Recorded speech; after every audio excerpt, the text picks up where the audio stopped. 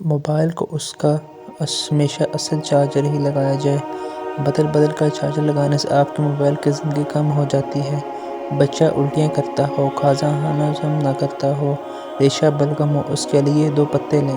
گلے، بن فشاں اور بانسا، یہ 2 پتے ہیں، سستی سی چیز ہے، پنساری کی دکان سے لیں۔ 1.5 کلو پانی میں ابالیں، جب 1 کلو پانی رہ جائے اسے فریج میں رکھ لیں، جب بھی نکالیں نیم گرم شروع کریں، ٹھنڈا نہ پلائیں، اس میں ہلکا سا شہد ملا لیں، دن میں 4 سے 5-6 مرتبہ پلائیں، اعصابی درد کے لیے مفید ہے۔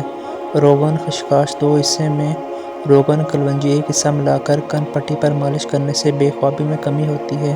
6 قطرے کلونجی کا تیل رات کو دودھ کے ساتھ استعمال کرنے سے دودھ کی نالی بلغم صاف ہو جاتی ہے۔ کلونجی کھانے سے بدن کی خشکی دور ہو جاتی ہے۔ صبح کے وقت ٹماٹر کے جوس کا 1 گلاس نمک اور مرچ ملا کر پیا جائے تو یرقان العلاج کیا جا سکتا ہے۔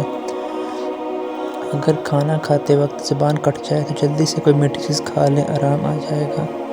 مچھر کاٹنے سے خارش ہو اور نشان بن جائے تو اس پر خشک صابن کی ٹکیاں رگڑیں، فوری آرام آ جائے گا۔ اگر آپ کے گھر کے دروازوں پر زنگ لگ جائے تو کالا تیل ڈال کر لوہے کے برش سے رگڑیں، زنگ صاف ہو جائے گا۔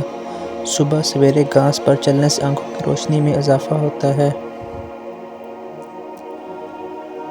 کلونجی کا تیل جوش دے کر نیم گرم سر پر لگانے سے نزلہ، زکام اور سر درد دور ہو جاتا ہے۔ اگر آٹے کے اوپر خشک تہہ جم جاتی ہو تو آٹا گوندھتے وقت اس میں تھوڑا سا آئل شامل کر لیں، اس طرح آٹے کے اوپر خشک تہہ نہیں جمے گی۔ 1-8 منٹ تک سانس روک لینے سے بھی خشکی دور ہو جاتی ہے۔ موصلی سفید، موصلی سیاہ، کلونجی، سونف سب کو برابر پیس کر سالن میں ڈالا جائے۔